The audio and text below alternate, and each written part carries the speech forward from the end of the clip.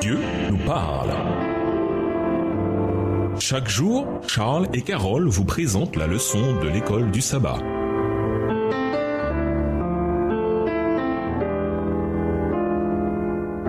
Bienvenue dans votre émission Dieu nous parle. Nous voilà au jeudi 6 octobre. La croix donne des réponses. Le livre de Job soulève de nombreuses questions importantes. Mais beaucoup de ces questions ne trouvent pas leur réponse dans ce livre.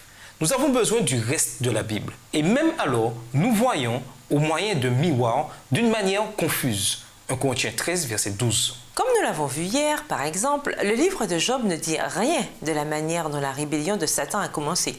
Il ne dit rien non plus de la manière dont Satan sera vaincu à la fin du grand conflit. En fait, malgré son rôle majeur dans tout ce qui suit dans le livre, après être apparu seulement 2 fois dans Job, Job 1, les versets 6 à 12 et Job 2, les versets 1 à 7, Satan ne se montre plus. Il disparaît purement et simplement alors que la destruction qu'il a causée demeure.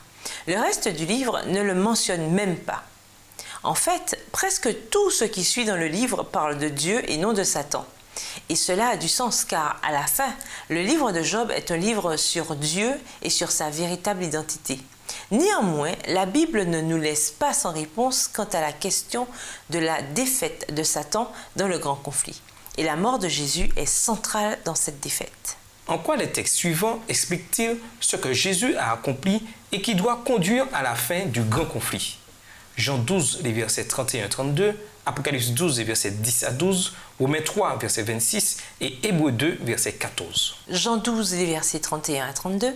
Maintenant a lieu le jugement de ce monde. Maintenant le prince de ce monde sera jeté dehors. Et moi, quand j'aurai été élevé de la terre, j'attirerai tous les hommes à moi. Apocalypse 12, versets 10 à 12. Et j'entendis dans le ciel une voix forte qui disait: Maintenant le salut est arrivé, et la puissance et le règne de notre Dieu et l'autorité de son Christ, car il a été précipité, l'accusateur de nos frères, celui qui les accusait devant notre Dieu jour et nuit.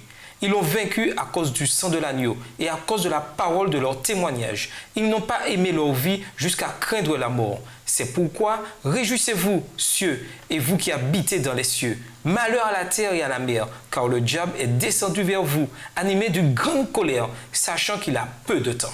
Romains 3, le verset 26, de montrer sa justice dans le temps présent, de manière à être juste, tout en justifiant celui qui a la foi en Jésus. Hébreux 2, verset 14, ainsi donc, puisque les enfants participent au sang et à la chair, il y a également participé lui-même, afin que, par la mort, il anéantisse celui qui a la puissance de la mort, c'est-à-dire le diable. À la croix, Satan a été révélé devant l'univers entier pour ce qu'il est vraiment, un meurtrier.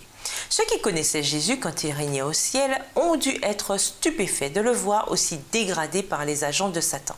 C'est le jugement de Satan dont Jésus a parlé dans Jean 12. Ce n'est qu'à la croix, quand le Sauveur est mort pour les péchés du monde entier, 1 Jean 2, le verset 2, que le ciel pouvait proclamer que maintenant est arrivé le salut. C'est à ce moment-là que la promesse divine, faite avant le commencement du monde, 2 Timothée 1, le verset 9, est devenue réalité.